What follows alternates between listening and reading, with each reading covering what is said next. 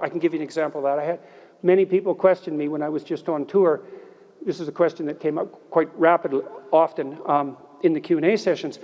How do I find the right person when I'm dating? How do I find the person who's right for me when I'm dating? And I got that, or on the internet. I got that question like 3 times in a row, and I thought, because I always think this, what about that question? What's wrong with that question? Something wrong with that question. How about, how do I conduct myself so that I am the best possible partner? Now that's a whole different, right? That's a whole different conceptual universe, and virtually no one ever asked that question. And I would say, well, if you want an answer to the first question, which is how do I find the person who's right for me, you actually start by asking the second question, which is what can I bring to the table for someone else? And if you're really good at bringing something to the table for someone else, hey man, people might be lining up to be your partner. And if they're not, then you might think, well, maybe I'm just not bringing the right thing to the table. And that's worth thinking, especially if you're desperate, you're lost, and you're alone. It's like, maybe I got this wrong. And I usually sort of top that with the suggestion that even if you did find the person who was perfect for you, and they're that perfect, what makes you think they wouldn't take one look at you and run screaming away? And they likely would if they were that perfect, because, really, are you that much of a catch? And if you think you are, that might be part of the problem. So that's one, right? Intimate relationship. So I would say to you at the crossroads, develop a vision for your relationship.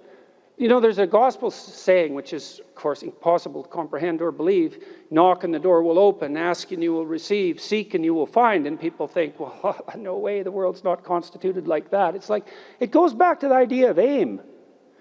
If you don't aim at it, you're not going to hit it. And it might also go back to a question about what do you mean by ask and what do you mean by want? Because it isn't just some casual request. You're praying to God, I wish I could find my wallet or something like that, as if he's the casual granter of magical wishes, like a fairy with a magic wand. It's not that. Asking means something like this: I am willing to give up everything that I'm doing wrong so that I can put things right, if I could know what right was. And that's you're on your knees when you say that, man. And maybe if you're on your knees, you get the answer.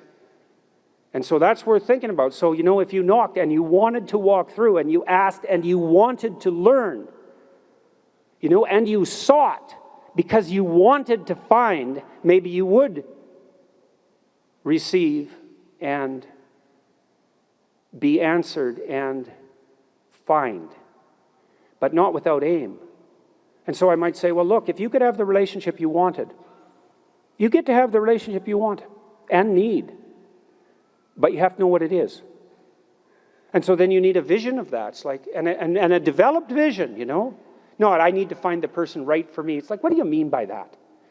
How are you going to treat your partner when they come home from work? How about something that concrete? Or how would you like to be treated when you come home from work?